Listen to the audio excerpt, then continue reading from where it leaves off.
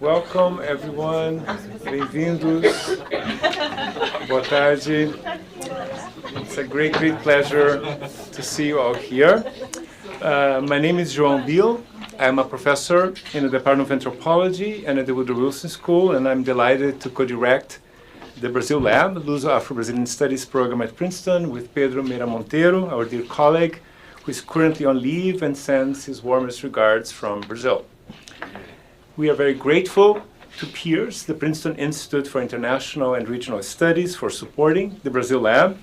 And we also want to thank this event's co-sponsors, the Program in Latin American Studies, and the Departments of Anthropology, of Spanish and Portuguese, and Art and Archaeology.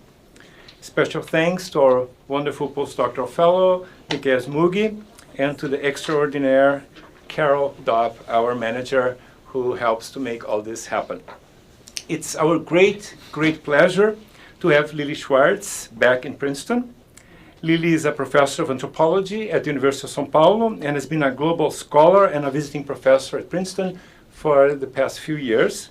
Her main interests are the history of slavery, racial theories, history of the Brazilian Empire, art in the post-colony, and the history of anthropology. She published numerous award-winning books on these themes. 3 of her major works have been translated into English: Spectacle of Races, Scientists, Institutions, and Racial Theories in Brazil at the End of the 19th Century, The Emperor's Beard, right? See? There you go. See? There you go. Dom Pedro II, A Tropical King, and more recently, Brazil, A Biography with Louisa Sterling, all published by Farrar, Straw, and Giraud. She writes regularly for Brazil's main media outlets, such as Folha de São Paulo and Nexo. With her love for archives, photography, and all kinds of artistic representations, Lilia has also curated various exhibitions, most recently Afro-Atlantic Histories, which she developed as a curator at MASP, the Museum of Modern Art of São Paulo, and at the Institute Tomi Otaka. Lilia will share images and insights from this exhibition, which was named by the New York Times as one of the world's 10 best last year. After Lilia's presentation, we will hear brief remarks from anthropologist Carlos Fausto and art critic Irene Small. Carlos is professor of anthropology at Brazil's Museu Nacional, which we all know was tragically destroyed by fire last September. Carlos has worked for over 3 decades with indigenous peoples in the Brazilian Amazon. He specializes in the anthropology of art and the anthropology of ritual, memory, and history, quite timing thinking of the destiny of the museo. He has published numerous books in Portuguese, French, and English, including Warfare and Shamanism in Amazonia, Ownership and Nurture, and the beautiful Os Índios Antes do Brasil, the Indians before Brazil. He's also an award-winning documentary filmmaker and has worked closely with the Vídeo nas Aldeias and the Indigenous Association Cuicuru of the Alto Xingu. Carlos was a visiting professor at the École des Hautes Études in Paris and also at the University of Chicago and Stanford here in the US. Irene Small, and I say Irene because she's a wonderful friend of Brazil. She feels like a neighbor. And she's an assistant professor in the Department of Art and Archaeology, where she teaches modern and contemporary art criticism with a transnational focus. Her areas of specialization include experimental practices of the 60s and 70s, abstraction, and art and theory in Latin America, particularly Brazil, where she's been a visiting scholar at the University of São Paulo. Her remarkable book, Hélio Oiticica, Folding the Frame, examines the practice of the Brazilian artist Hélio Oiticica, who worked in Rio de Janeiro, London, and New York from the mid-50s to the 1970s. And Irene is also a wonderful art curator. This is just a preamble of what's to come. We are so deeply grateful for the 3 of you and all of you, and let it begin. Thank you.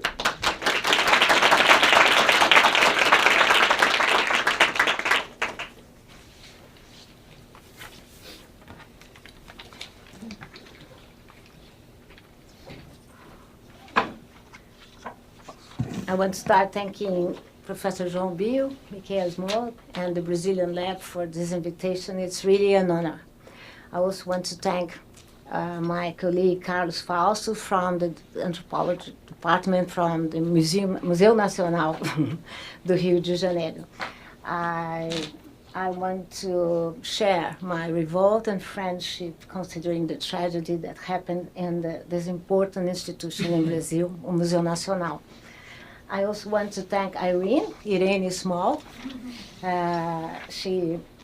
Irene has, he created this completely original work about some themes that we are going to share today about the universe of Brazilian art. João asked me to talk about this particular exhibition, Afro-Atlantic Histories, and also the questions around it. This is an exhibition that I organized together with 4 different curators, and it happened in 2 different museums. The museum, it's not a good photo, the Museum of Art of São Paulo and the Instituto Tomio Otaki. The exhibition represents the selection of 450 works by 214 artists, ranging from the 16th to the 21st centuries and centered on the circulation among Africa, the Americas, the Caribbean, and also Europe.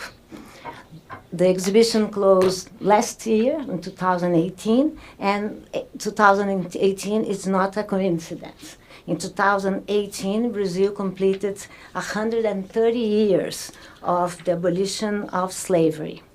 The country was the last Western one to abolish the system and also the nation that benefited most from the traffic of Africans. So Brazil is a central territory in the Afro-Atlantic histories, having received about 47% of the 12 million Africans brought to the other side of the ocean during the transatlantic slave trade that lasted for more than 300 years. The country was also the last one to end slavery with the so-called Golden Law of 1888, a very conservative one that did not include any social integration plan, setting the stage of enduring economical, political, and racial inequalities. Brazil had slaves all over its territory and transformed the slave system in a kind of language, a written and a visual language with deep consequences. The exhibition intended to present a decolonial perspective with a clear impact in the permanent collection of MASP. A museum, MASP is a museum very well known as the biggest in Latin America, considering his European and very colonized collection.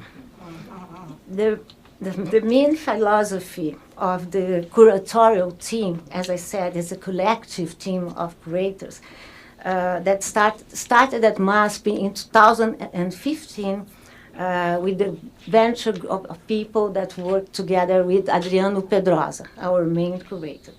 The idea was to develop a lot of histories, a lot of visual histories, histories of Brazil, and histories inside the museum.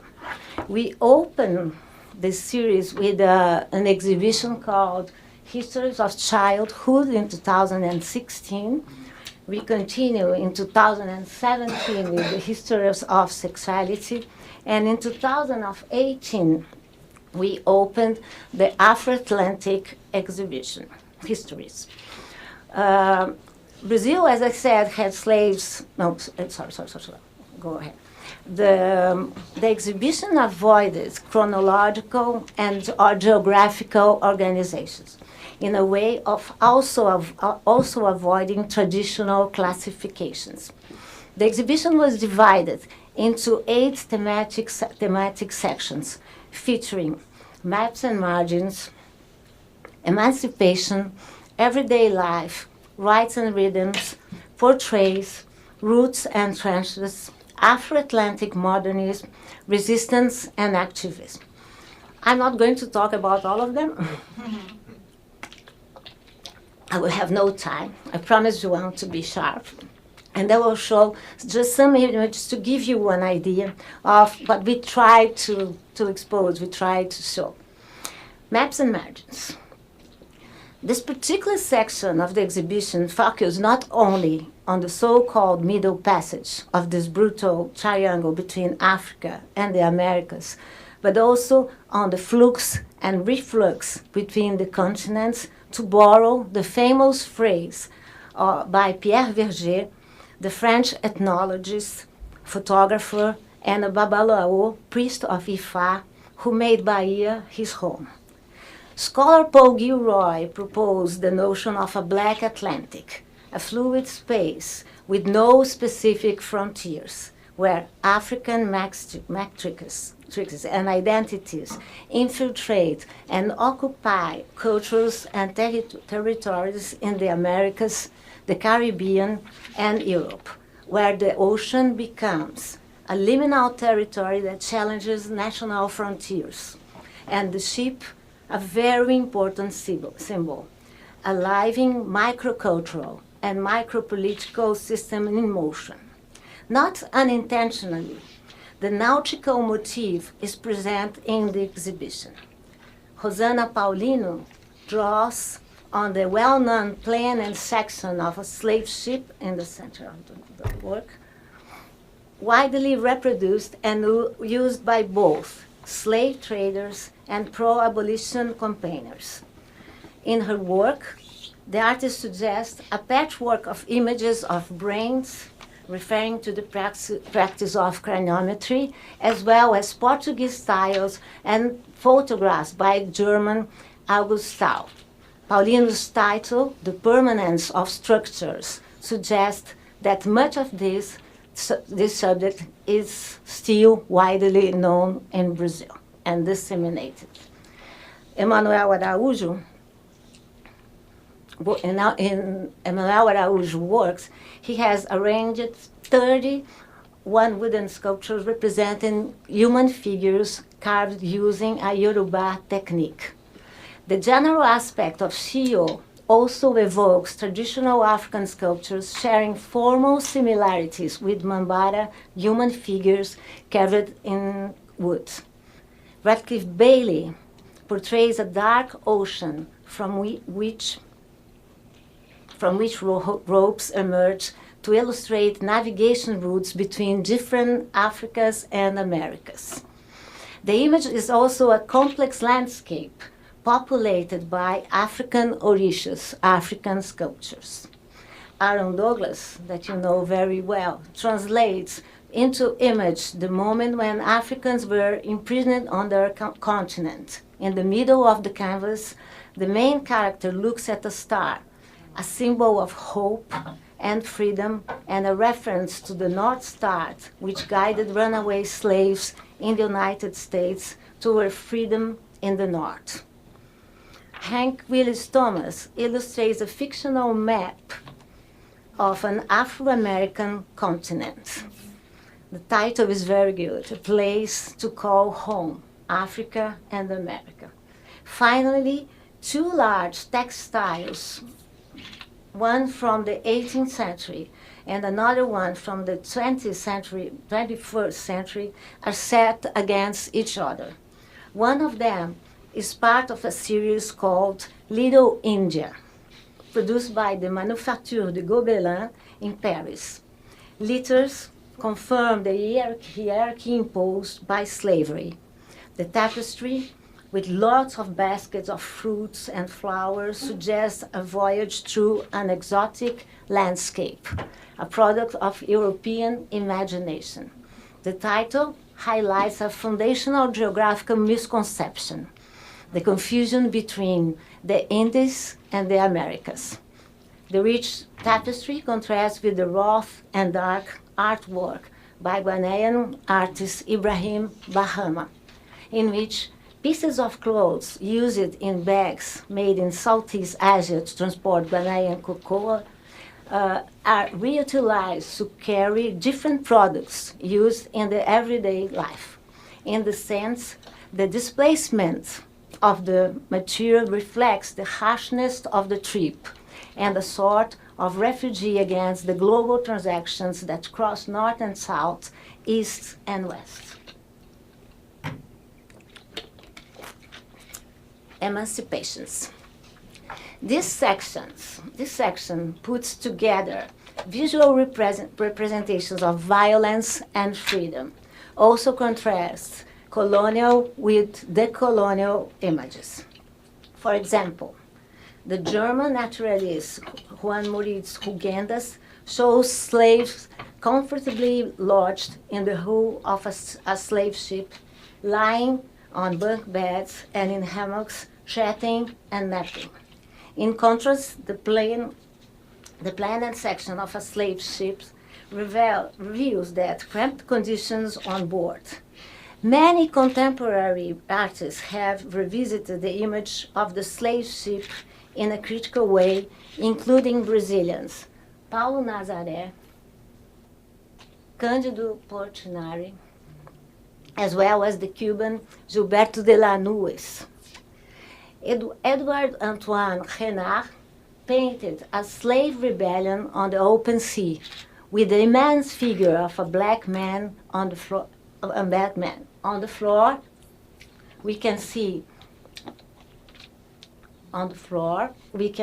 some chains and the feet of a falling man here, white man here. José Alves de Olinda suggests that the slave ship brought not only persons, but also African culture and religion, represented here by Eshu, a messenger Orisha who operates between spiritual and earthly plans. We also put in tension images of slave markets. French artist Jean-Baptiste Debré depict this very calm slave market in the port area of Rio de Janeiro at Valongo, the biggest slave market in the world. Earl depicts another slave market in Pernambuco, in Recife, with a very natural gaze. All the scene is full of violence, but Earl really do not allowed us to see it. With a contemporary perspective, Nona Faustino creates portraits of herself in sites where slave markets used to take place in the United States. One of the most perverse and powerful symbol of slavery was the iron bit that we call Máscara de Flandres, a mouthpiece locked in the slave mouth, preventing the ingestion of soil, mud, a practice known as banzo, but it was, in reality, a painful form of suicide and a form also of individual rebellion. The mask is portrayed during the 19th century in Brazil by Arago and Debré, and in the Caribbean by Richard Bridges, but also revisited by contemporary black artists such as Paulino and Nazaré. Different punishments apparatuses are retranslated by Jaime Laureano and Cara Walker. Meanwhile, Thomas and Amaral created an updated version of the Debrés tronco, of the Debrés, this kind of apparatus to keep the slaves inside the senzalas. Amaral and Williams Thomas create an updated version transferring to the present the image of violence and invisibility against black people. Different historical images produced under the theme of emancipation circulated across the continent with a very colonial view, such as those of Pedro Américo, Alfonso Garro, and Alexander Hipingeri. They disseminated the image of dependence and subservience with freedmen kneeling breaking chains and looking at the sky in gratitude. Sidney Amaral presents a critical vision of this moment. The work shows how Afro-Brazilians were in charge of their emancipation.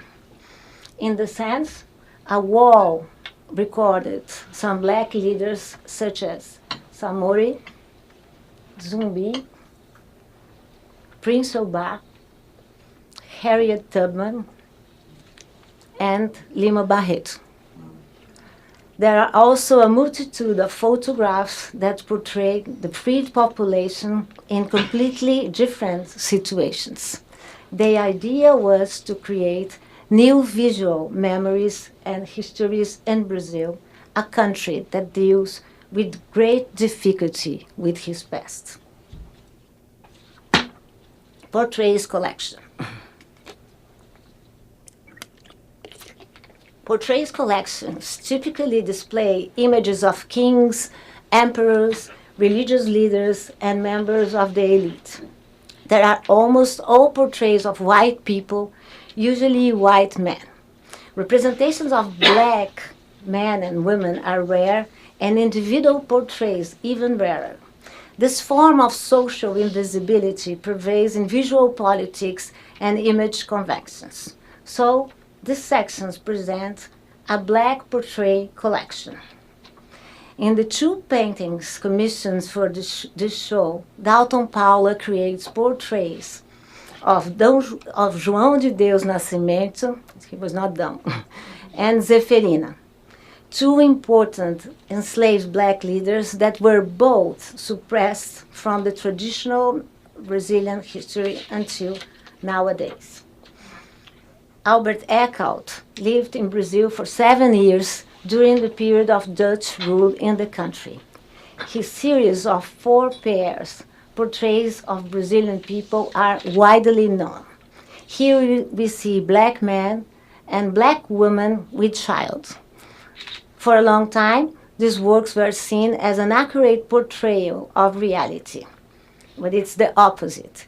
In his representations, Eckhout shows us a light version of his Dutch tropics.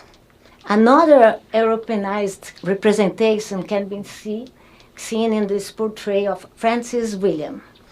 William received an English education and later returned to Jamaica and created a school for black people. In the painting, William wears a white wig and is surrounded by 2 globes, as well as books written by Isaac Newton and John Locke, all signs and symbols of civilization. The portrait of Altitroff is part of a group of at least 280 portraits of poets, articles, political leaders painted by the Italian Cristofano dell'Altissimo. Here, the emperor appears in an exotic representation that combines African and indigenous aspects and reflects the European imaginary from the period of the early invasions. Theodore Géricault painted at least 10 portraits of black people. Let me talk about one of them. In Study of a Model, Géricault revisits themes that were present in his famous painting, The Raft of the Medusa. Joseph, we see here Joseph, his favorite model, wearing a shirt of a sailor and with sad eyes, very sad eyes. Louis Mayo Jones, an influential Afro-American artist and teacher, subverts a classic European white portrait typology that represents the passage of time by showing 3 generations. The painting also refers to the black origins of Cleopatra, who were often whitened by the traditional historiography and the film industry. The appropriation of African and Egyptian references can also be seen in this painting by Gary Simon that evokes symbols of Pan-Africanism.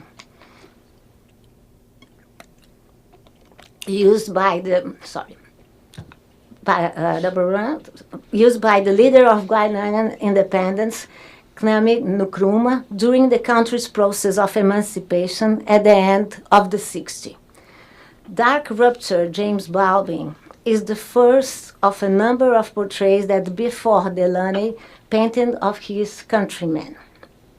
The artist and his sitter, both black and gay, were longtime friends and were exiled in Paris together. Amnesia, a bronze sculpture by Flávio Cerqueira, shows a child pouring a bucket of white paint onto his own head. The liquid runs over his body but does not stick to it. The work is a reference to the whitening social process of black population in Brazil.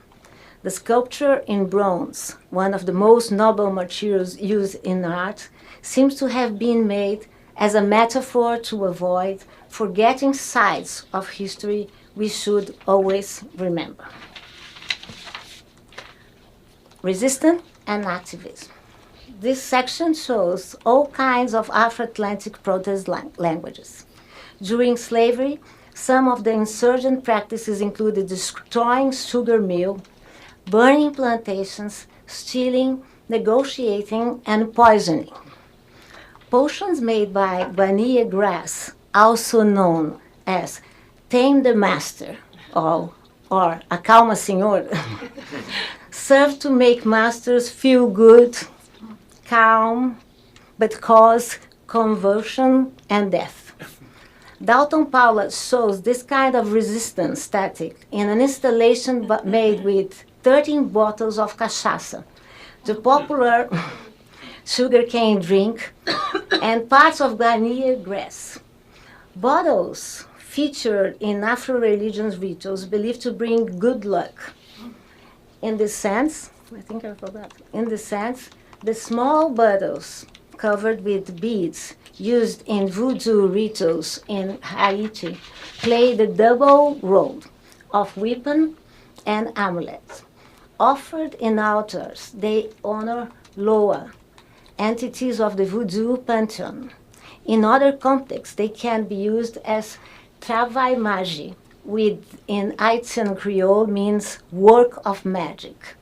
The action of freed black population were not only reactive to the slavery regime and racism, they also influenced behaviors, gods, families, ties, and institutions. Thrones. An illustration from 1806 shows the crowning of Dessalines, who is wearing European clothes and sitting on a throne. The portrait is part of the war of image sponsored by Napoleon in an attempt to mock the Haitian government. In different contexts and places, other black leaders were photographed under the symbolic language of royal thrones, but in an affirmative tone. Newton, Ministry of Defense of the Black Panther Party, appears in an image attributed to Blair's step. Fon Nodfoa Zoa Tree, Rei do Babungo, appears in a beautiful photo of 2012. Mãe Senhora, from Candomblé House, Ilea Sheopoa Fonja, and descendant of the noble Aspia family of the Oyo and Quetzal kingdoms of Africa, appears in Pierre Verger's photo as a queen. Adenor Godin portrays the leaders of the Sisterhood of Our Lady of Good Death, whose origins date back to the beginning of the 19th century. In J. Cunha flag, alongside with thrones, we see images of quilombos, the rhythms of Afoxé, social movements, and black parties. The piece was worn at Carnival by thousands of members of the Afro street band Ileaê in Salvador. The Armenian-style textiles with printed images narrating events and characters have been a common practice among the Fon people of Benin since the 17th century. In this piece, the kings of the Abomey. Each figure depicts a royal chief and a proverb. In Haiti, the diamond symbols are overlapped with Congo and European images in flags used in voodoo rituals. The flag incarnates Baron Samedi, a Loa linked to the cult of ancestors holding powers of life and death. Banners and clothes depict histories of resistance and activism across Africa and its diaspora, expressing notions of cultural, political, religious, and artistic identity. Flags had and have an important role. A fitting example is the textile called kente from the Akan people in Ghana. Centuries later, Nkrumah, the first president of independent Ghana, adopted the textile as a symbol of the nation and the Pan-Africanist movement. Arthur Bispo do Rosário unveils fabrics and uniforms from the Colônia Juliano Moreira, a former psychiatric hospital in Rio. To make Who is Afraid of Aunt Janina, Fate wrinkled suits 56 fabric quarters featuring human figures and handwriting text in order to create an alternative story for a stereotypical black mammy. Emma Amos also produced a frame made of African fabrics in Mr. Liberty, inverting another significant allegory by portraying the Statue of Liberty with the body of a black man. The inversion of stereotypical images of black characters is also present in Tito Scarpa's work that is a reinterpretation of Jorge Henrique Pab's well-known photograph at the end of the 19th century in Brazil. In place of the little white lady who in the original photo rides a black nanny, he adds a sort of void with no identity. Black maternity and social violence are themes also explored by Sidney Amaral. The picture portrays a black mother wearing the color attributed to Yansan, the Orixá of lightning and bravery. She is challenging the policeman of São Paulo. The Adrinka symbol Aya, which means fern among the Ashanti people, tattooed on her arm, represents endurance. In contrast to the flag of the state of São Paulo on the sleeve of the policeman's uniform. The police are also a theme selected in No Martins, Vilões in Brazil, and Nina's Channel Avenue, which takes the subject to the North American context to explicitly criticize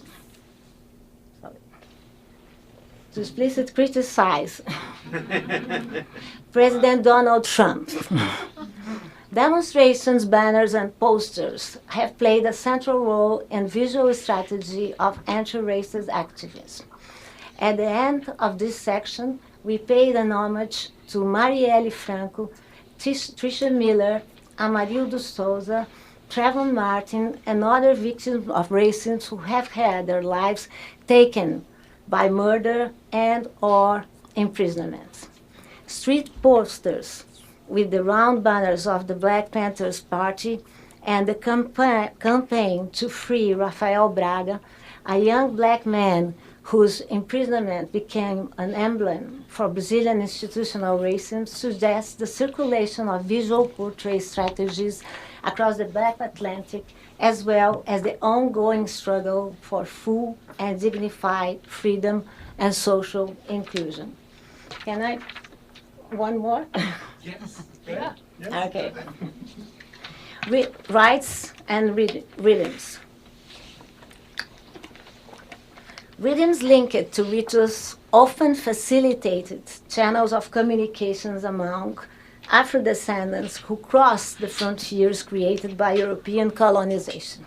Heitor dos Prazeres, a black Brazilian singer, composer, and painter who was also one of the pioneers of samba in Rio de Janeiro, depicted dancers and musicians in an open space of liberty. Hernandez Ortega portrays a ball where people dance to the sound of merengue in São Domingos. Pedro Figari depicted Afro-Uruguayan customs, characters, and dances. In Suriname, Dirk Valkenburg shows plants, birds, and black and indigenous people during his official visit to the former Dutch colony in the 18th century. Crossing times, Vincent Rosenblatt photographed a powerful contemporary ritual, o funk carioca, a dance music genre from Rio de Janeiro. Carlos Vergara, that Irene knows everything about him, in an image from his series Carnaval, produced at the height of the Brazilian military dictatorships, portrays bare-chested men from the group Cacique de Ramos, a traditional carnival street troupe founded in 1961, with the words "power" written on their chest. Also in Rio de Janeiro, one of the first known representations of Carnival was produced by Debré, showing how the event unfolded on the streets. Carnival would appear in a number of modernist paintings like Di Cavalcanti or Hélio Oiticica. Powerful, it spread through the Black Atlantic coast and acquired multiple forms, times, and geographies. In Brazil, Haiti again, in the United States, Cuba, Puerto Rico, Jamaica, and Jamaica. We also thought that we found the figure of baianas. We thought that baianas were very Brazilian, but we found baianas everywhere. That can prove that they are not Brazilians at all. So you can see Anita Malfatti, and then Sekoto from South Africa, Janita, and then Basile from Haiti, and Caliste from Granada. Everybody thought that was like Minas Gerais in Brazil. That was not. In honor of, that's of South Africa again. In honor of Orixás and Black Saints, several rituals like Candomblé, Macumba, and Umbanda in Brazil, Voodoo in Haiti, Revivalism in Jamaica, and Santeria in Cuba are presented in the show. I'm going to present just two. Eshu, the ritual of communication, of the connection between the divine and the earthly, and of order and discipline in traditional Yoruba African sculptures, appeared together with this painting by Abdias Nascimento, a very important activist, and this black activist in the 70s. In two traditional Yoruban African sculptures, Shango, the Orisha of justice, thunder, and fire, is represented in 19th century sculptures from Benin and Nigeria, in the works and also in the works of Pierre Verger, he himself a Yoruba priest, an Ekedi. His two photographies taken in Oidah, Benin, and Salvador, Brazil, show rituals in honor of Shango. The same deity also appears in the works of two artists from the United States, Radcliffe Bailey and David Driscoll. So let me finish here. Putting together different temporalities and geographies, working with a curatorial collective team, it was a way to try to avoid or to reconsider critically colonial and Eurocentric images and classifications disseminated all over the Afro-Atlantic diaspora. It was also a way of trying to decolonize our museum, the MASP. So it's time to conclude, and I'm going to remember the title of Hank Williams Thomas' work, What Goes On Without Saying. Sometimes visual art works better than words. Thank you very much.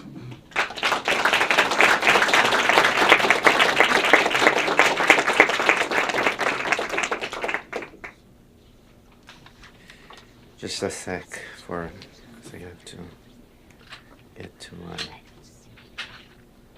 Oh, right, no. Not yet. I can see it here, but wait. Now, good.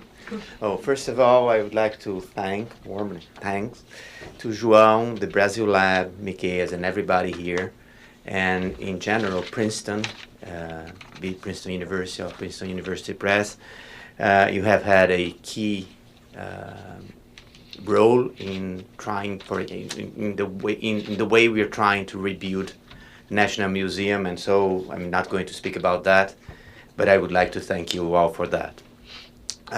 It's an honor to comment on Lilia's work, but at the same time, it is a challenge for me. I'm a specialist in Amazonia, and I don't know very much about the Afro-Atlantic. So what I'm going to do very briefly, I promise, is just to connect it with my area of specialization, which is, as I said, Amazonia. So I started with, I think it's a key movement in the exhibition, which is to change the topology. So, and I would like to comment on other ways of doing that. And there is the famous Haufa's idea of our Sea of Islands in Polynesia. This idea that you have to think about the sea as a form of connection and not a form of separation.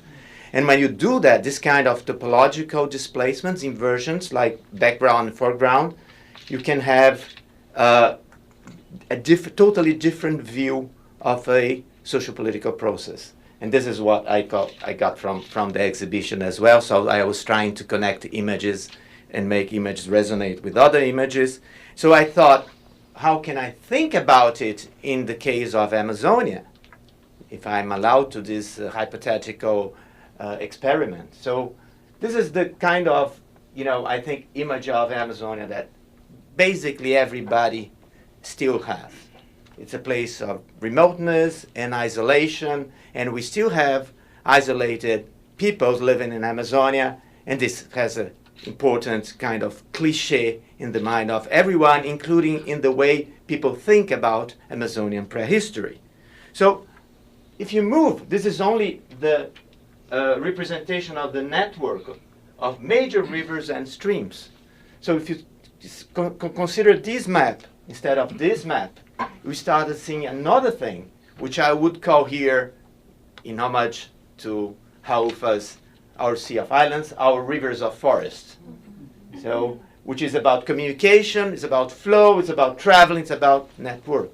So a totally different idea of what Amazonia is and was in the past can be represented by this, say, little inversion. Another way of doing that, which I think it can be done in the case of Amazonian indigenous peoples, is to think about decentering this kind of geometry through time. So if you look at, this is a very crude representation of it, but if you think about Native American history, it's about, let's say, 13 to 15,000 years before the present, and you put what is colonial and national history in the Americas, then you have only 4%. And if this is another experiment, this is Amerindian prehistory, this is the history of the Inca Empire, this is the Upper Xingu cultural system where I work, and this is colonial and national history. So that's one of the ways I think that's brilliant in the case of the exhibitions, that this is the way to reframe the questions that you can pose with a simple change of topology. So now I want to connect with this image. This is an image of a street artivist called Alberto Pereira. Well, of course you can. One important thing about that, I don't know if you have noticed it, but it's from 1899. That is after the abolition. So it's about the persistence of slavery and racism in the Black Atlantic. And so what I'm going to do now to finish is just to juxtapose some images from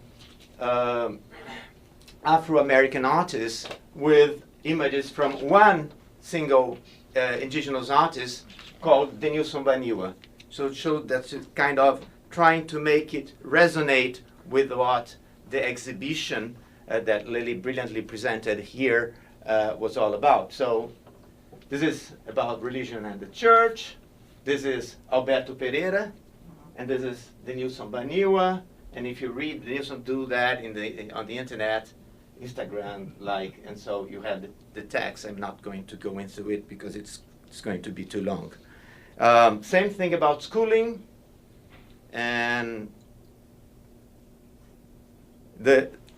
another cliche, which is about Indian and modernity, using cell phones, using whatever, computers, cameras, etc. And this is one I do like, which is a classic photo from the Rondon Commission, beginning of the 20th century, of an Ambiquara indigenous person, a young guy, with Peter Cushing as Sherlock Holmes, and decolonize your mind. So that's why I think it's what the exhibition was about. It was not only about decolonizing the MASP, the Museum of Art of São Paulo, but it's decolonize the mind of the people going through this exhibition. So just to finish, since I'm from a museum, I like very much this idea of indigenous people invading a museum, but dancing and celebrating. And I think we would now be prepared for them to take over our museum that doesn't exist as in the past anymore. Thank you very much.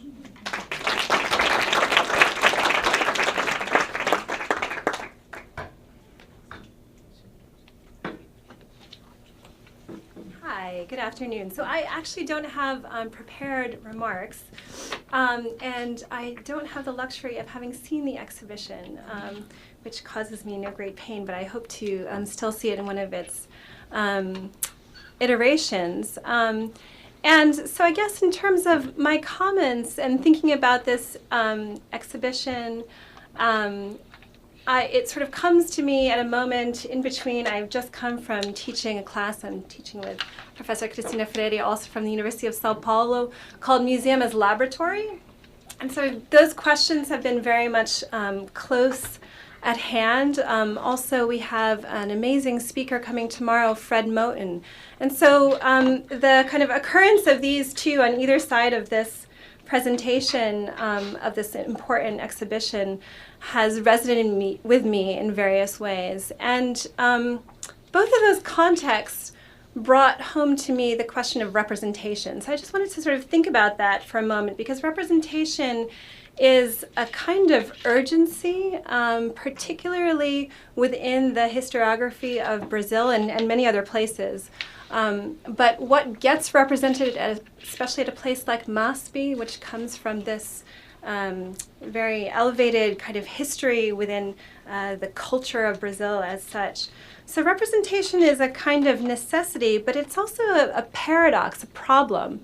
And one of the things that we read for our class, Museum as Laboratory, are some seminal critiques by Tony Bennett, who has thought about the history of museums.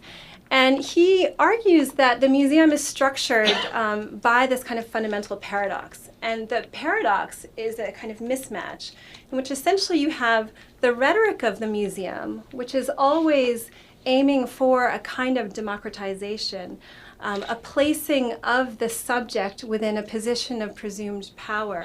The idea that the citizen is the kind of true visitor, right? So this is the rhetoric of the museum.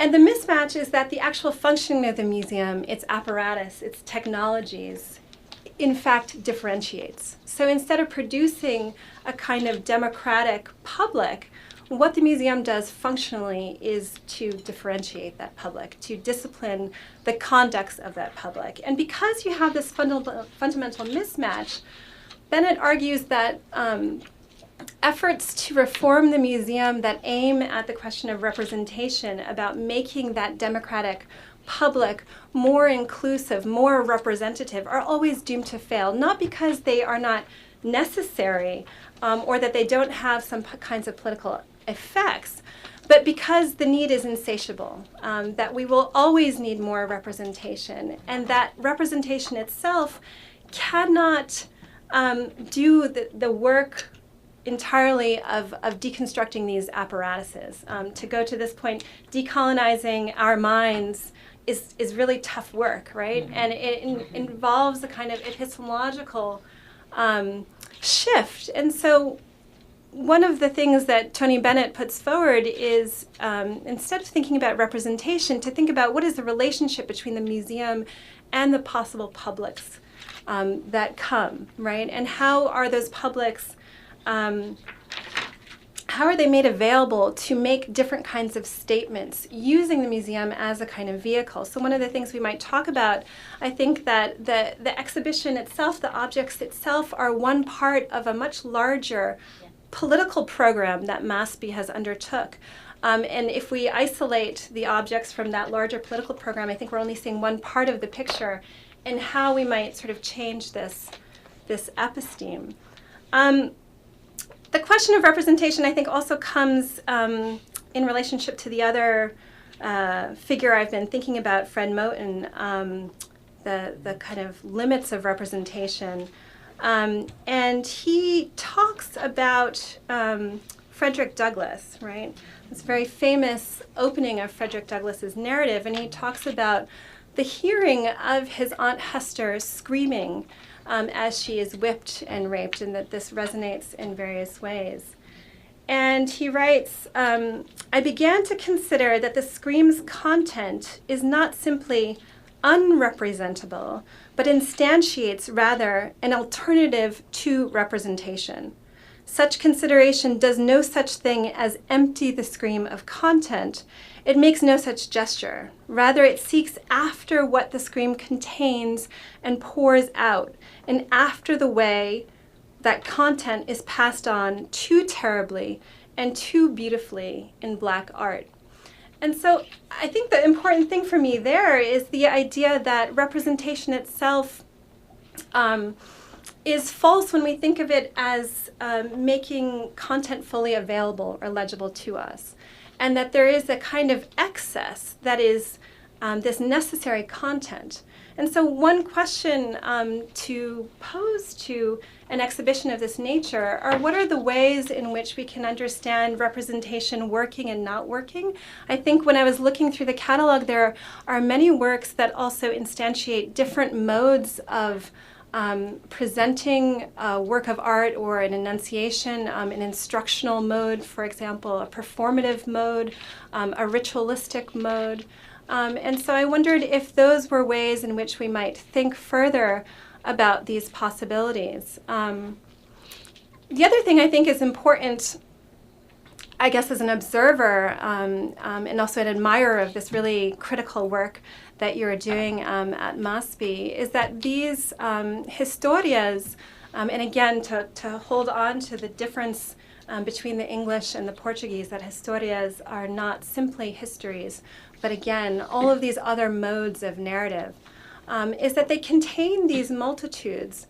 But if they are equalized, then they lose some of their critical capacity, right? So, notions of the counterfactual, the parafictional, a lot of these modes have been very important for contemporary artists who are seeking lines of flight, let's say, through and beyond various types of archives.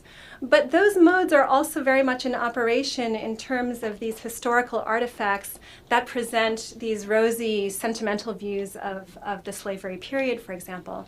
So how are we able to parse the different modalities of these documents as we move through this material, and what is the next step, having put forward this incredible array of works, the boundaries and thresholds of which, in terms of the thematic character, qualities are very permeable. I kept on thinking in terms of these protest signs that those are themselves embody the question of the portrait and the urgency of the portrait. So what is the next step in terms of the institutional work that happens as part of decolonization?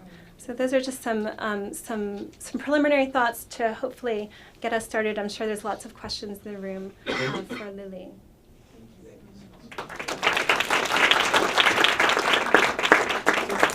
So the way we will go, so Lily will offer some comments on the to address some of the issues raised and free associate. Yes, go there. You can go there, right? Yes. And then the format we like to use is collect bundles of questions. And since we have such an abundance of ideas and insights, etc., so we will try to exercise the art of condensation, right? So that we can have more people participating and bundling up their ideas together. So I will collect bundles of questions, and then Lily, Carlos, Irene, can respond, and then get another bundle, and so that's how it will go. Yeah. So I'll try to comment. Thank you so much, Carlos and Irene. Carlos, know that I don't think that's the next step, but the next history is going to be the history of Native people, and then the next step is that we are going to have just curators, just indigenous curators. We are not going to have. I'm not going to correct anyone, Adriano. So we are trying. Then we are going to have indigenous curators from Brazil. Let's put it like this. No, it's not Brazil. From Australia, from New Zealand, from Denmark. So the idea is to move forward. And I love the parallels you created. Very, very beautiful. And Irene and I, we work together. She's like, wow. A person full of light, So the idea of representations and urgency, you were completely right. I read Tony Bennett thinking that he was a singer. I love it. I don't think I cannot, because my father-in-law, he loves Tony Bennett. So I was reading it, he said, I didn't know you wrote like Okay, so it's Tony Bennett. But you are completely right. This kind of exhibition always failed. How can an exhibition like this, and you were completely right to the idea of representations, we didn't want to decolonize our minds, you were right, it's very complicated, but we wanted to challenge people and challenge the museum. So first of all, Instituto Tomi Otaki is a free place you can enter, but MASP, it's not. So we started a battle to have 3 days that people would not pay. And that made a big difference. It changed completely the public. That was very important for us too. What is not in the catalog? We worked hard in classifications because the idea of have art and then artifact.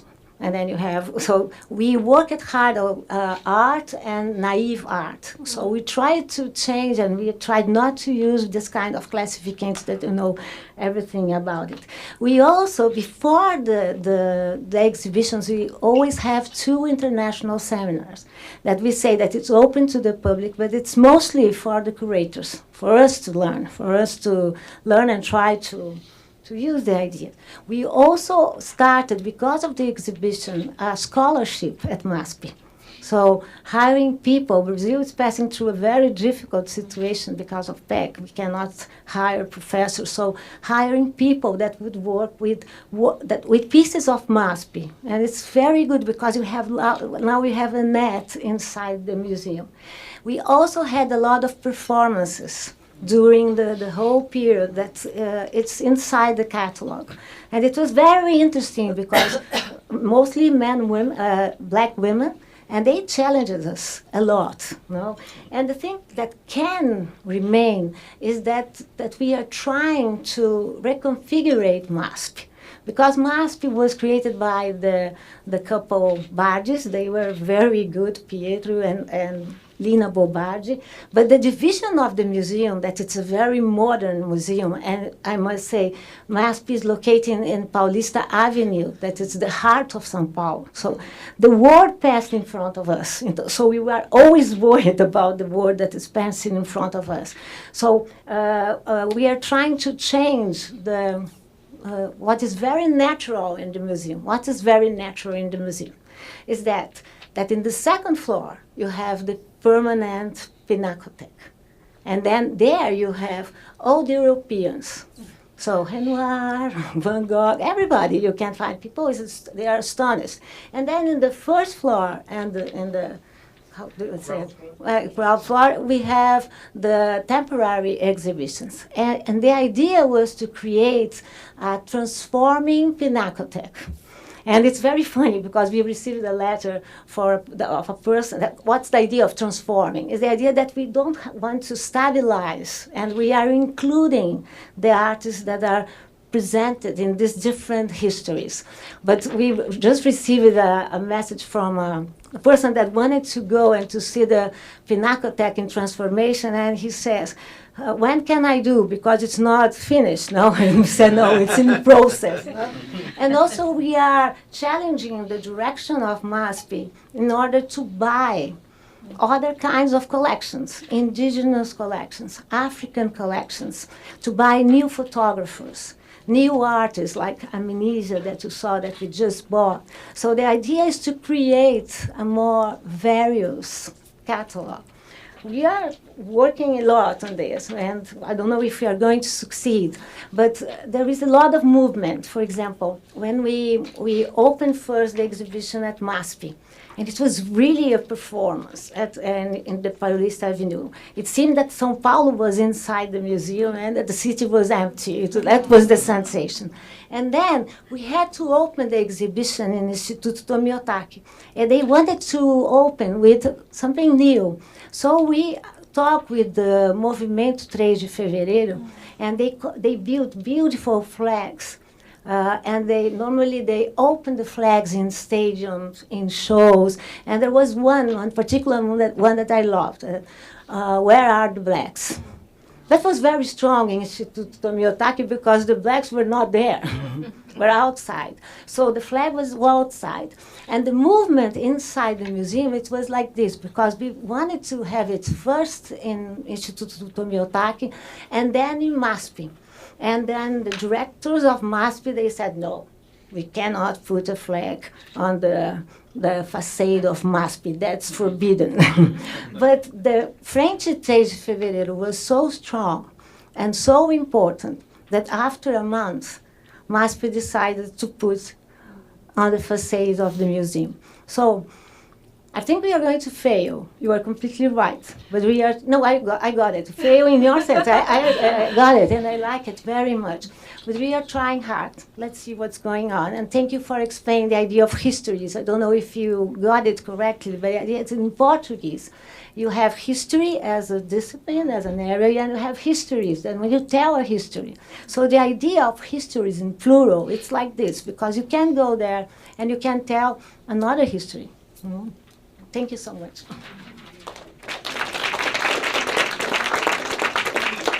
Collect the first bundle of questions.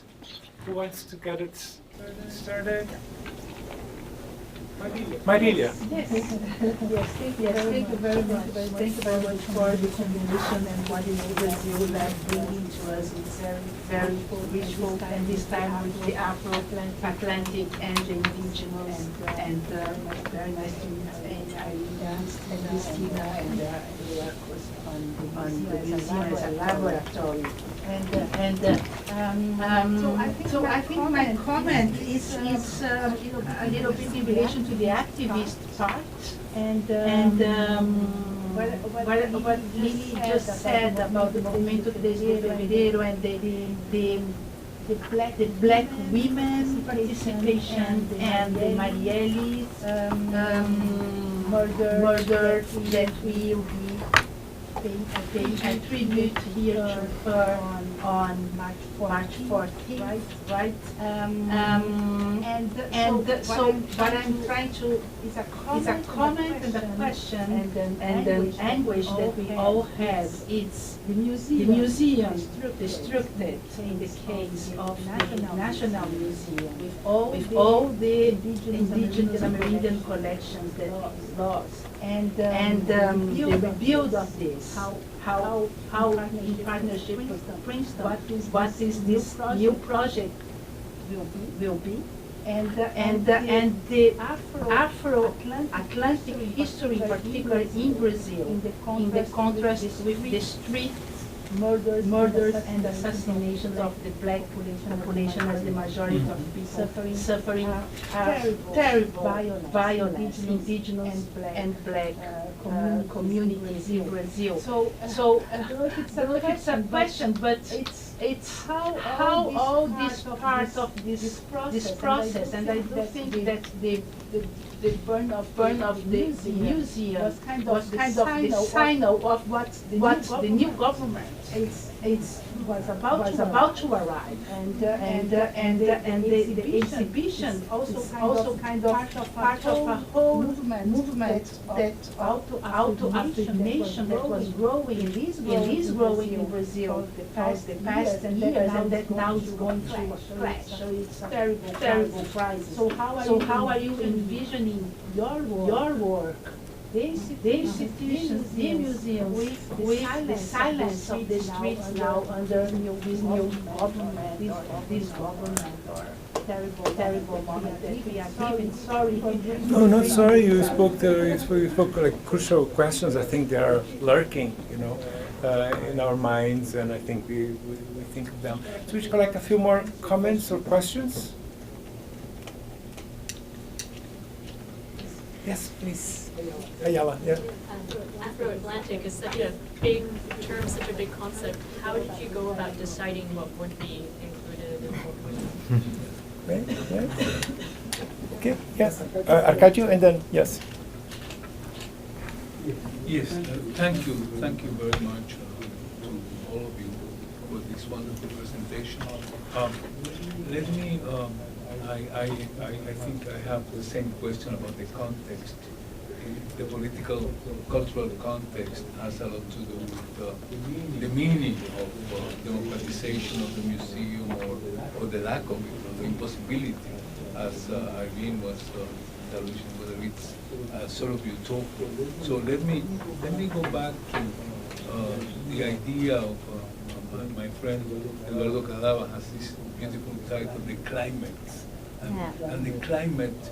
To borrow that title, not Emerson, but the climates of history in Brazil today, and the significance of democracy, if it's possible or not to democratize an institution, or transforming an institution like the museum.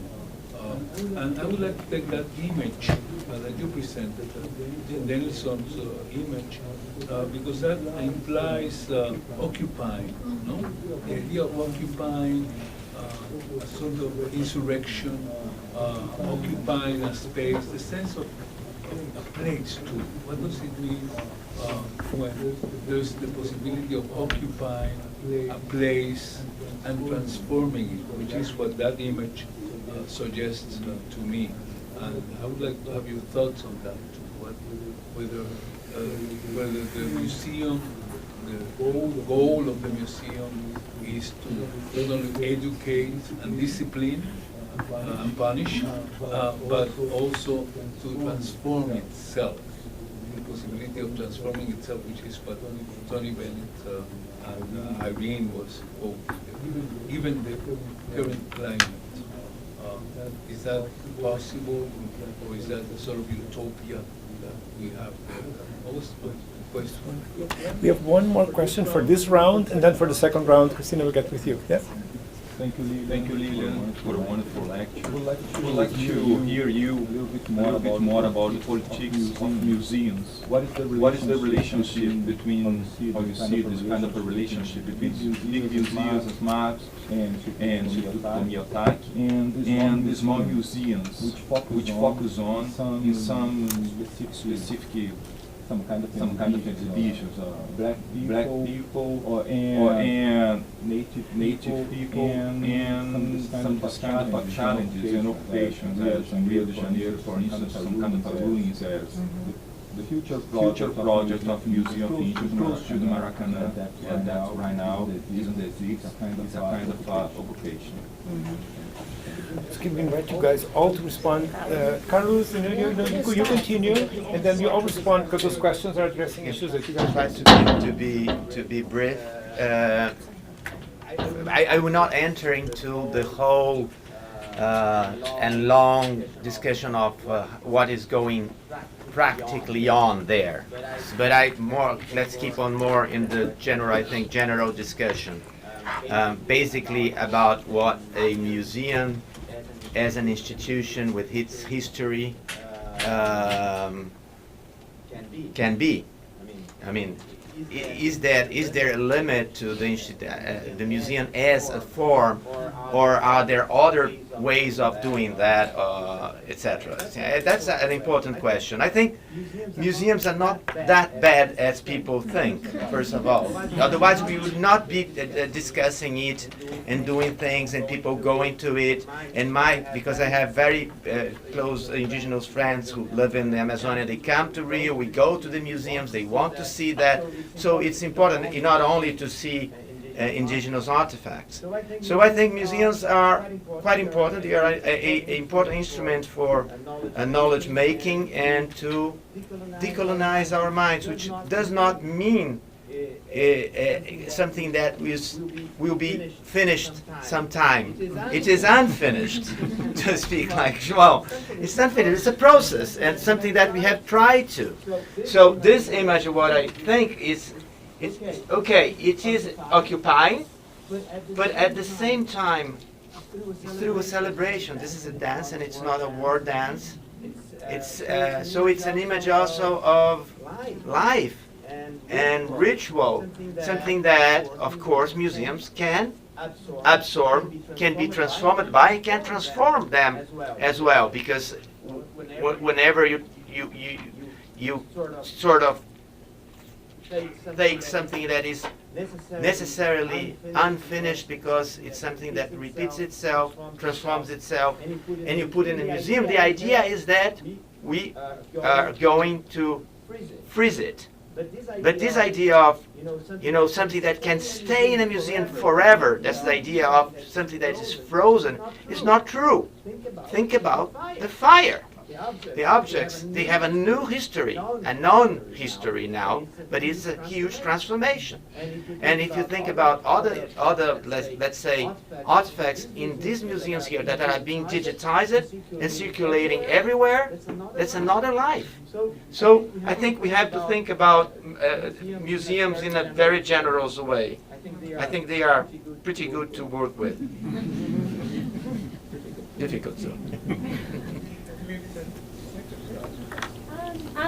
I guess, one of the, this is a sort of controversial statement to have been made, but one of the kind of responses to the fire at the Museo Nacional was by Eduardo Vieira Castro, who's also a professor there. And he made a statement that I think is actually very true, in the sense that he says that what the state does is to create deserts in time and deserts in space. So deserts in space in terms of, for example, the deforestation of the Amazon. Deserts in time in terms of genocidal practices that continue in various forms. And so his point, and I think we have to understand this allegorically more so than literally as a pragmatics, was that, the catastrophe, the total catastrophe of the Museo Nacional, which was essentially a produced catastrophe, it did not have to happen at all, makes painfully visible the desert in time and space that the state has created, and that it is important for that desert to itself become visible. And so I think I really thought of that when you talked about that banner, Onde estão os negros? Where are the blacks? That making the void present is as important as occupation, because if we can't make the void present, then we are unable to understand the kind of histories by which we go through that. So I think that every catastrophe is a possibility for rethinking, not rebuilding in the same mode, but taking the opportunity to change tracks. And as far as I understand, that's very much the process of what's happening with the Museo Nacional. And I don't know if Federico Neuberg, another colleague from the Museo Nacional, is our great partner in the Brazil Lab as well, is visiting here too. So if you want to add something to that, Federico. No, absolutely. I'm not sure about the certification of the state effects. I think that always we are multiple players interacting and creating. This is very hard for us in this moment, because we are trying to resignificate a great devastation. And to hear Lily now is very interesting, because this is another place with full life, functioning, thinking, and proposing new ways to bring life to also an old institution, also old than the National Museum, but it is very interesting to see the production of life in the dialogue of both experience. I think this exhibition and tragic of the museum, for example. Quick reaction. May I add just a brief note? I would say also that I wrote a paper about the fire and what it represents in terms of Brazil. I think there is an underlying cultural force in Brazil, which I call the politics of anti-memory. It's not by chance that it's not only the Museu Nacional. You have a lot of Brazilian institutions like Modern like as the officials in São Paulo. So it's part of let's say something that is not even the state, because sometimes we have this, we attribute the state is a very patriarchal, in autocratic way. We attribute in Brazil the state as responsible for everything bad in. I mean, slavery is hardwired into Brazilian cultural imagination, and cultural imagination is something that goes on also in our minds. So we are part of it. So we have to not to attribute only to institutions, abstract institutions or very powerful institutions, the responsibility of it. That's decolonizing our minds is also to accept that we are responsible for that. We are also blamable for that. The elected also bad. So that's interesting, because they're so, how do you see some of the underlying, it's not politics or something like a political thinking that underlies this? Because there is something by connecting African art, American art, Latin American, Caribbean, Brazilian, by breaking down, this temporalities that that propose a certain kind of history and a certain kind of forgetting and void, right? So how did you guys as curators think about the political work that you were doing? First of all, I think that some of the questions Cristina could answer, Eduardo could answer, Irene could answer. So I'm not going to answer. I'm just going to Rachel to think about together with you. When we assumed MASP in 2014, Brazil was another world. That we must say. I agree completely with Carlos that we elected Bolsonaro, but I think that we are experimenting now, and I don't want to blame the state for everything, but I think that when we open this new administration, first of all, Federico you were right, and then it's important to say that MASP has a mixed organization because the state gives us the place, that it's a public one, but we have sponsors that pay for the museum. That's why we can be so fast, so quick, and so full of life. I'm not naive in the sense, so that's very important. But at the same time, we have to negotiate with people all the time.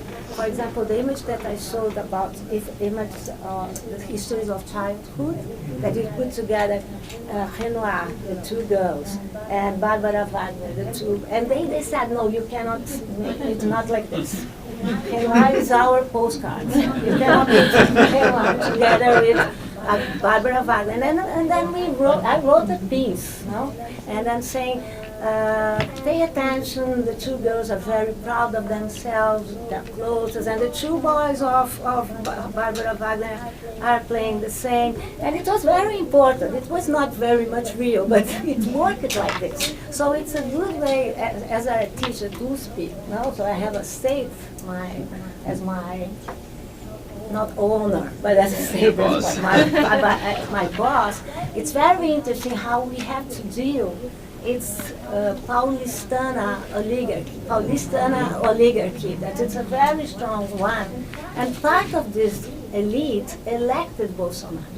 So we are in the middle of the hurricane. But looking at Eduardo here gives me something like this, that we know that art is not a reflex of the context. We do not want to show, Adriano Pedrosa always said to me, we have to put beautiful things in the wall. You anthropologists and socialists, you love to put terrible things, ugly things. Art is differently. And also when I start writing they were essays in the wall. And Adriano Pedrosa used to say to me, Lily, this is not a thesis in the wall. You must be more generous. So that's since 2014. I think I learned a lot, and I'm learning a lot. And how to deal with the state and how to deal with the elite. We carry an utopia. When we opened the Histories of Childhood, it was so beautiful because we decided I am a co-curator for histories and narratives. So I always say that as a curator, I'm a good historian, so something like this. But then when we opened this exhibition, we decided that we would present all the works in a different level. Not because the level normally is a level of an adult. And we wanted to present Renoir at the same angle of a child. So I went there with my granddaughter and she said, oh, you work in a paradox. But 1 year later, we opened in a very delicate moment. It was not Bolsonaro, but it was the beginning of it. Because it was the scandal about the Santander Museum and the scandal about the MAM. No? And then we opened that big exhibition, and the owners of MASP said to us, either you are going to cut 60% of the works, and the works were already there, or you have to open the exhibition forbidden for 18 years old. Even the catalog had a stamp like this, forbidden for 18 years old. So I wrote an article saying that I was going to put this catalog in my lattice, in my curriculum, say that I had a book forbidden for 18 years old. It was the first time of my life. And it was very moving for me because we had... That was the history of sexuality. That was the history of sexuality since 2017. We had a lot of people inside the museum helping us, and we had a lot of people outside the museum blaming us. And I gave a speech in the Media Ninja saying, you have to stop blaming the others. You have to help us. So please, send us message saying you have to open the museum. And so it was like this because they were very worried that they would close the museum. They did not close. And then the next year we had to go to Afro Atlantic Histories. Afro-Atlantic history was a kind of continuation of an exhibition that I opened together with Adriano Pedrosa in 2014 at Instituto Tomiotaki. That's the story inside of the story. That exhibition was called Mestizo Histories. It was a very good one because we received a lot of critics, very terrible critics, good critics, but I think that a good exhibition is an exhibition that make noise. So that's the most important thing. So why Afro-Atlantic histories? Because we started calling the exhibition, it would be a disaster. Slave histories. Then we had 2 beautiful seminars that taught us that we couldn't use the idea of slave histories. So then we created this very, how can I say, very complicated concept of Afro-Atlantic, that it was good at the end, because it was new, it challenged people. How we selected, we always, first we have the images we want to have, and we were in 5. And then it's very difficult to create an harmony. And then we selected the subjects. And then we put the works inside the subjects. And as we wanted to put tension in geography, chronology, and so we had to play with this all the time. But until the end, we had a lot of doubts. And until the end, we received, when you talk about 450 pieces, things like this, you ask for a work, you know about it, and you think that the work is, wow, and then the work arrives and say, oh no, what are I going to do? And sometimes it's the opposite. You have a work that you say it's nothing, and then the work's like, it's like a ghost asking you to so that's a very, it's a process, and it's not something that we say, until the end it was something that we had to deal. We had to, for example, Brazil is a very strange country. We are located in Latin America, but we have no relationship with Caribbean. No, not at all. Just with the United States and Europe. So it was the first time that we had works coming from Jamaica, Puerto Rico, Granada, and Cuba, that we had to work hard, because you can imagine that works coming from Cuba went to Colombia and stopped in Colombia until the day that we had to open the exhibition. So those are the stories inside the stories. When you see a finished exhibition, you think, the exhibition was born like this, but it wasn't born like this. It was, and then the question of Marilia posed us, all of us. Brazil, the museum became, with this new context, in my opinion, a very urgent institution. First of all, because we have money to play with. Second, because we are located in Paulista Avenue. So all the strikes, they start there. All the parades from the right wing and from the left wing, they start there. So we wanted to be in this place, to live in this place. Brazil, we are passing through this very difficult moment. I think that we are not silent. That's the thing that I want to say to you. We are not silent. We are trying to create this. We did not see that the wave was coming. We could see. When I say we, I'm talking about Brazilians. We thought when we had the parades, the manifestations of 2013, that it was a new Brazil. It was a new Brazil, but we did not see that the avenue had 2 ways, not just one. And then we started, after 2013, we entered in this big crisis. And then we had this consortium between PT, the Labour Party, and PSDB that opened up the space to Bolsonaro. And we did not see the international sphere. No? So you have all these democraduras, democratic systems that, if you think that democracy is it's just going to vote, so it's democracy. But I don't think that democracy is just this. And we did not see this. And we are passing through this moment. Every day is a new day in our agenda. I used to be a person that has Mauricio knows nothing to do with Facebook and Instagram. When Bolsonaro won the elections, I made a public promise that I said I'm going to Instagram because we have to hear these people. We have to understand evangelical people.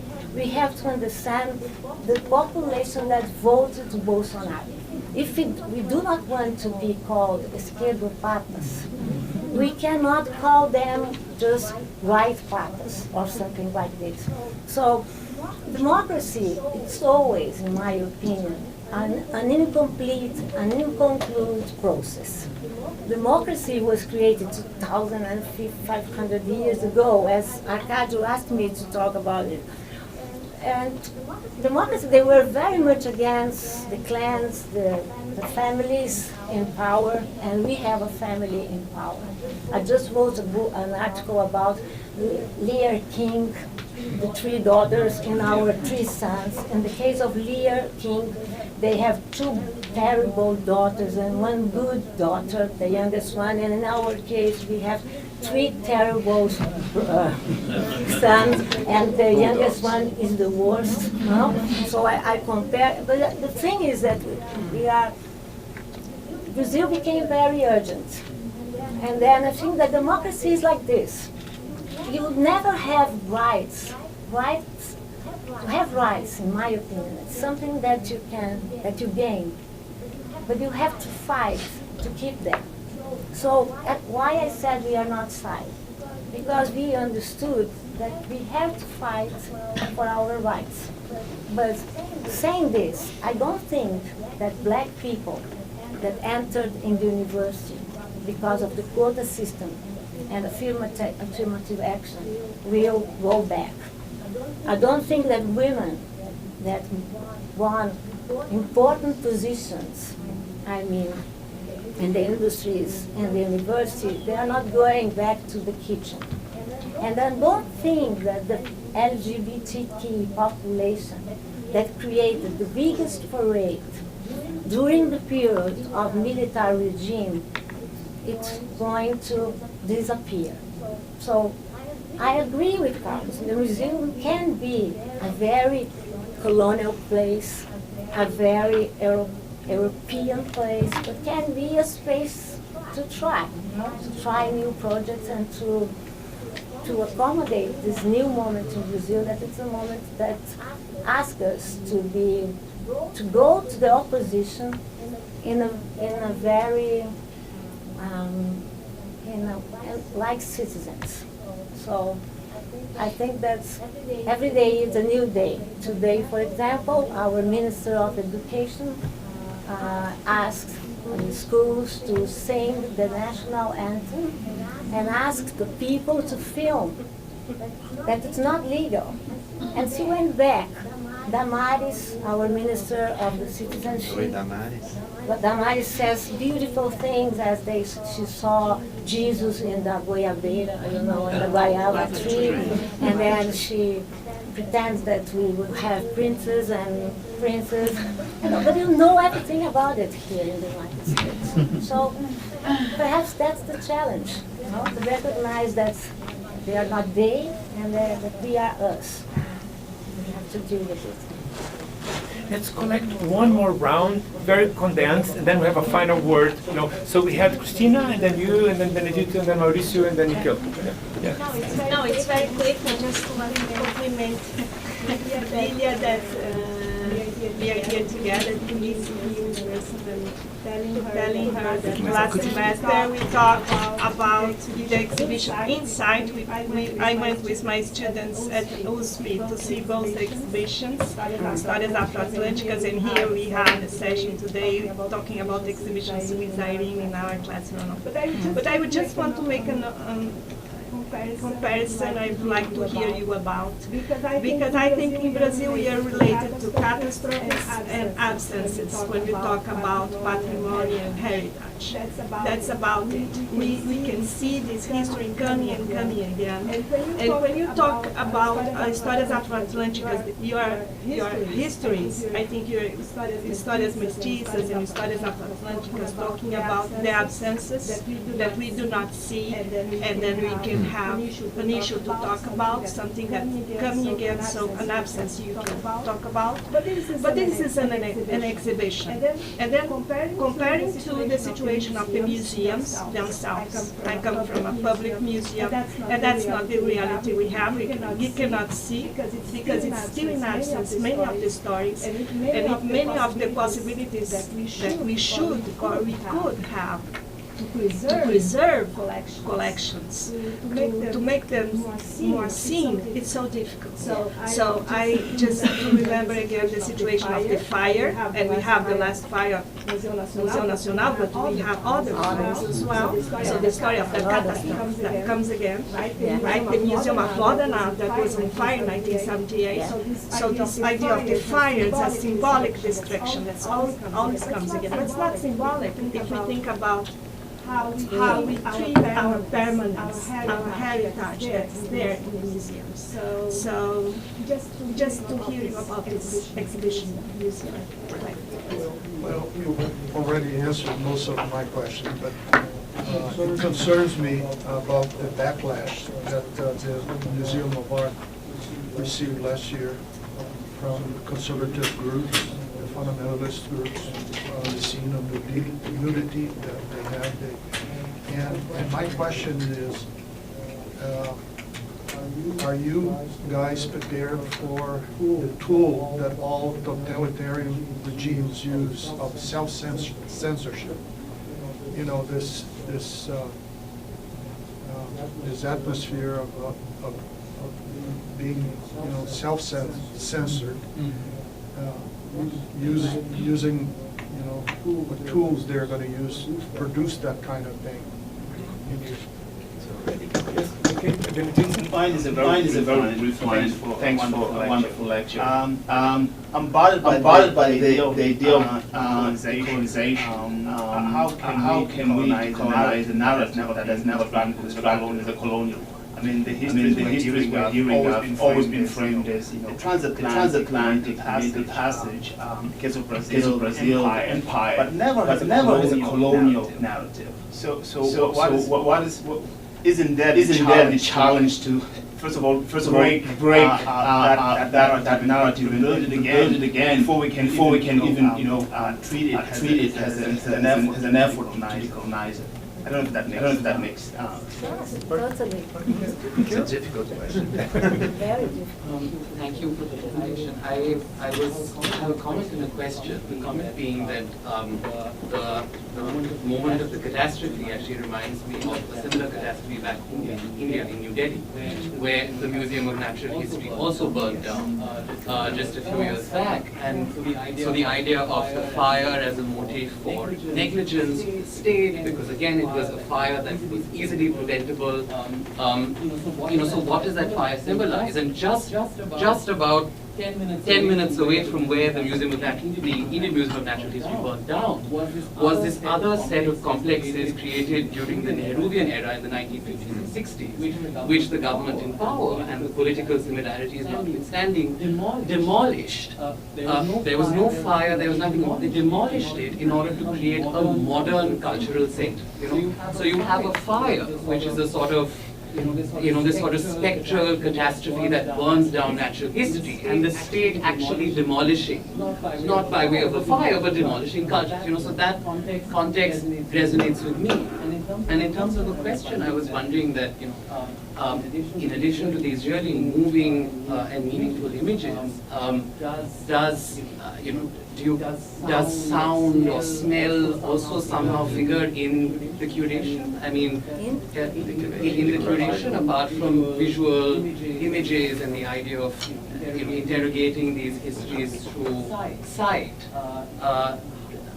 do other senses somehow come into the picture, and does that come up in any way And Stan, you will have the last question. I'll be brief. I've been trying to put all the things that have been shown here together in the discussion of the exhibition.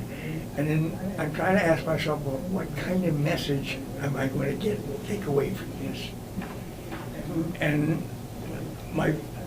what I'm really going to ask you is, for example, I think what we have here is the civilization that one of the first mass migration in the world has ever produced. And it seems to be, isn't that really the fundamental issue here?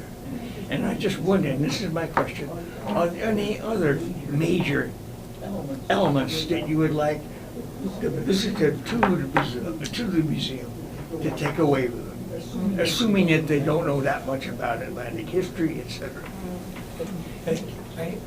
We'll continue the conversation throughout the next weeks that you're here, right? And but one thing that would be interesting to hear, if not now, another time, because we know how interested you are in art as it exists in people's homes and neighborhoods. I remember the artist that you took us with Lilia to visit. He made his own art, like a tropical Gaudi, like installation in his own house. So, and I think that resonates with the questions that Marilia also asked and others, which other modalities, forms of expression, people themselves are doing. So we have this incredible work of the artists, right, who rightly so are getting visibility through the exhibition, right, it's propelling them into a more robust artistic career. But it's other kind of, not call it naive, but people's art, that you're very interested in, and how could you bring that into a curatorial modality as well, or would that kill it? Would it kill it, or which kind of force could that be create and be harnessed from, along the lines a little bit of what Irene was asking? It's almost like there's already a project that captures things in the museum, right? And how to preserve some certain life force that art has for people in their everyday, in their mobilizations, right? And could that be, if not museified, but which kind of energy that could harness and be integrated in the curatorial modality? No, thank you. You want to start here. Just a few comments, and then we'll end at 6:15. Yeah. Let me try to do my best. 2 minutes. Don't waste your time. No. Christina fires. I remember we could talk the same story about the libraries. The fire and the libraries. It's really it's a real and a symbolic thing. And as I mentioned to Federico, I very much know that MASP has a completely different situation. I work at University of São Paulo. I deal with this kind of problem. And then we are trying to do our best with the money we have. I don't know until when we are going to have this. Conservative groups, yes, we are very much afraid. We had problems in 2017. We had problems. I forgot to explain because it's not a lecture about MASP, but okay, let's go for it. So we always have this collective exhibition that we call Histories, and then we have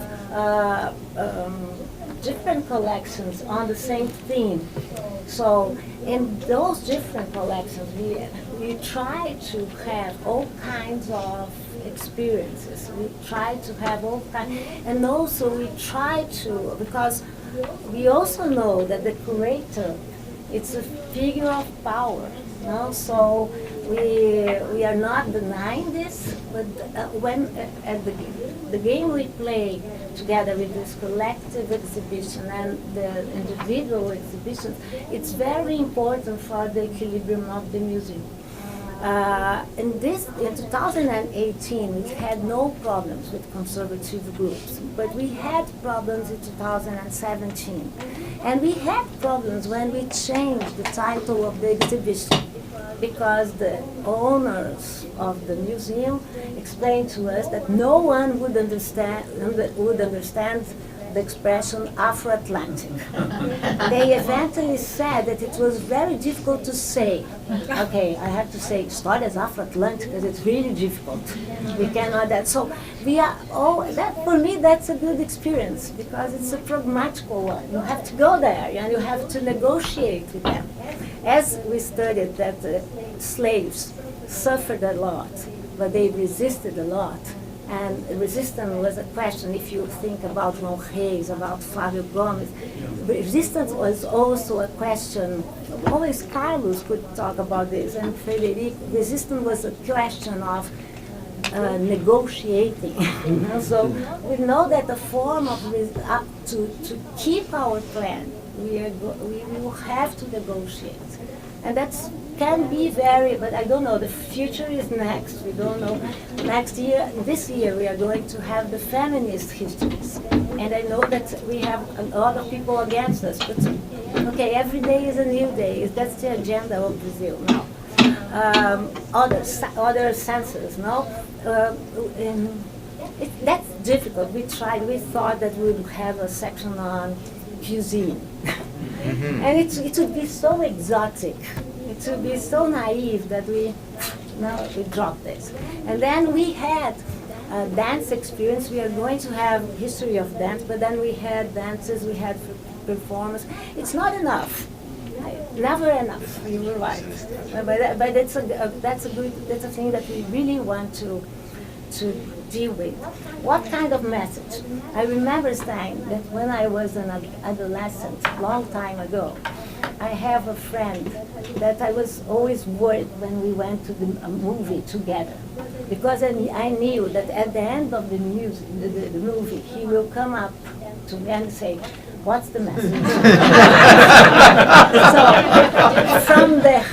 So I remember my sensation, how I was worried when until the middle of the movie I didn't find any message. And then at the end I came up with a terrible thing. So I made up some message. I tried to invent some message. I don't know the message. I think that there is no message. And then together with your good question. Brazil is a very strange country, no? I studied Lima Barreto that used to say that Brazil is such a strange country that we invented an art, the art of corruption, that we are very good dealing with this. And also we created, that's Lima Barreto, the art of forgetting. And we created this art of never saying. That's Lima Barreto. You were right. And I remember talking with Arcadio, remember that, Arcadio, that I used to say to Arcadio, it's so strange, you talk here about the colonial. And in Brazil, no, we were not a colony. We had a king, we had two emperors, they were Portuguese, we are Brazilians, we are in the same family. But one thing that is very new in Brazil is that you have new artists in the scene, and you have the same thing, parallel scene in other areas, in literature, in theater, in dance. But now, the colonial idea of being a colony, colonized by the Portuguese, and being an empire with a very popular king, it's something brand new, and people started talking about this. I agree with you that it took it a lot. But if, for example, Debré, that I showed a lot of images from Debré, that is an artist coming from, that arrived in Brazil in 1816 to depict the Portuguese crown in a very strange history, because they were former enemies of the Portuguese crown, because they were French, but they came to glorify this very strange situation of Dom João, the father of the Pedro I, that was a king that escaped from Napoleon. So everything is like round and round and round. And then the people used, and still use, Debré as a kind of ethnographical image. Debré went to Rio, stayed in Rio. But you have books from Porto Alegre that would put the cover Debré. Books in Bahia. So what was important for us? if you show the Ray together with Hank Williams Thomas, and together with Sidney Amaral, that resonates, that makes a noise, and people can understand that the Ray has nothing to do with reality. He didn't care about reality. So that was very important because and we had a lot of schools. We have an educational program that it was really beautiful. So the students started making copies of the Ray using Sidney Amaral. So this kind of thing, I think it's very important for us. Every day, I think I answer. So we try to put together this kind of art that we used to call naive, and we are trying to have academic artists. We have now we are just I'm not going to be there, but we are going to open an exhibition on Jamila, and then when we have the sexuality histories, we open an exhibition on Pedro Amaral, that is a painter that nobody knew, and the directors of MASP asked us to put a curtain in front of some of the paintings.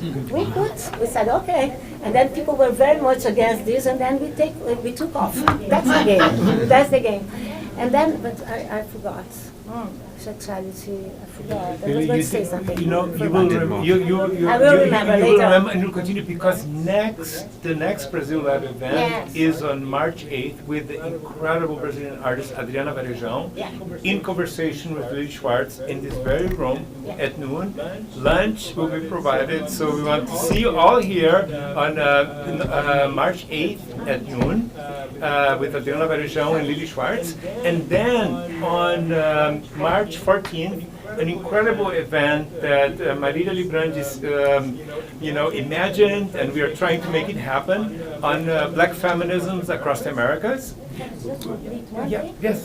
So the sexuality thing, that it was very important for us because we asked the guerrilla girls to come to MASP and to count how many paintings we had that were created by women. I would say it was 1%, and then we asked them to count how many women were presented in nudes, in pictures, a lot of them. So that's an idea to put them, not to have this division between the persons that are creating knowledge and persons that are. So all this wonderful conversation will continue on March 8th, but also on March 14th, Black Feminism Across the Americas. It's going to be in this building in the 3rd floor, a whole afternoon with 2 incredible panels, one on race, class, and rights in Brazil, and a second panel with a wonderful team from Princeton University, Mani Perry, Aisha Jesus, Karen Rouse, and other scholars on Black feminisms, horizons of Black feminism in the U.S., all culminating in the keynote address by Dr. Angela Davis at Makosh 10, right? Some 5 to 7, and hopefully we're thinking of having an a cappella group singing some songs a cappella in a tribute to political activist Marielle Franco, which is the biggest